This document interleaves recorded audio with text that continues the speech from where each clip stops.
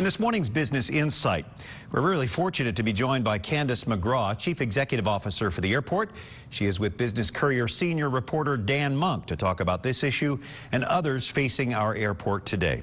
Dan and Candace. Thank you, Brian, and thanks, Candace, for joining us. Oh, thanks for having me. This morning's Business Courier has a story about whether or not it will be possible to get a low-cost carrier and whether private sector subsidies are going to be required to make that happen.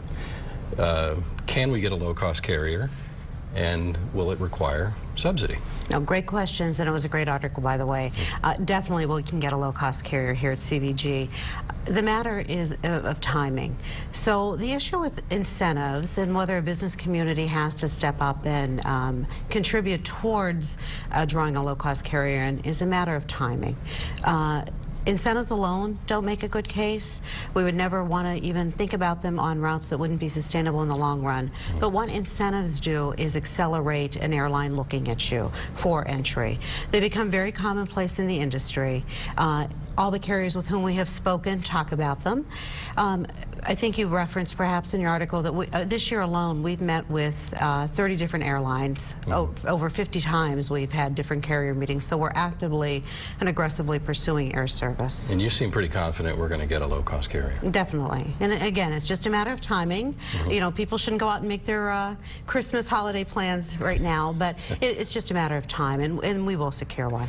Now, the airport's in the middle of a master planning process. What should business leaders know about that process? So a master planning process is looking at your facility needs now out for a certain period of time. Our planning horizon on this master plan is through 2035.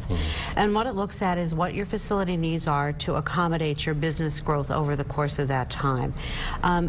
Traditionally, our master plans has looked at airfield development, and we have one of the most premier airfields in this country.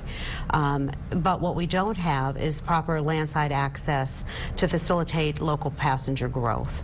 So we're looking at things like consolidated rental car facilities, increased parking garages, more covered parking, how to get passengers to and through the airport more quickly. Why it's important for business customers is that we recognize their time is money, and we want to get passengers to the airport and out to their destinations as quickly as we can. All right. There's also a land development piece to this, right? Huge land development piece. We have about 7,500 acres on the airport.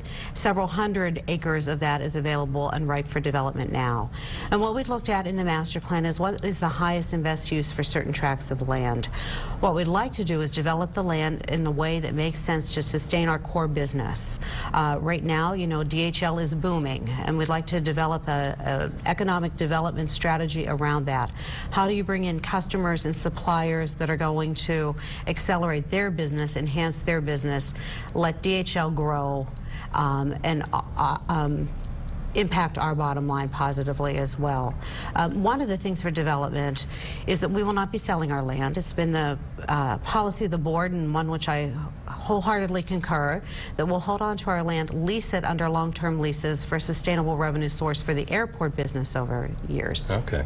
Now, you mentioned DHL, and the cargo business is booming at CVG, while the passenger side has shrunk over the last 5 or 6 years. We went from 600 daily flights down to, I think it's 186 now, right? Right. We have about 180 daily flights on average, to about 50 nonstop destinations. We still serve 37 of our top 40 business destinations. So we have a very healthy level of air service for an airport our size in this region. That doesn't mean we don't want to grow it. Doesn't mean we aren't aggressively courting carriers.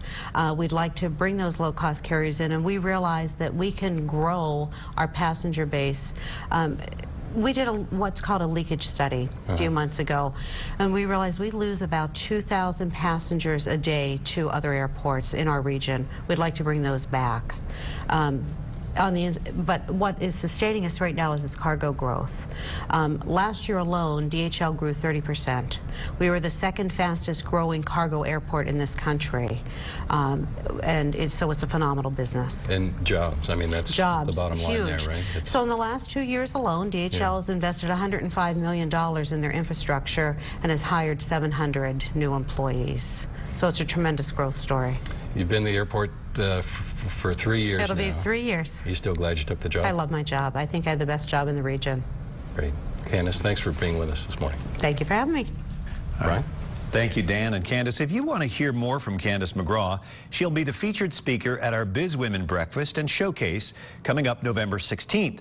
For more information and registration, please visit our website.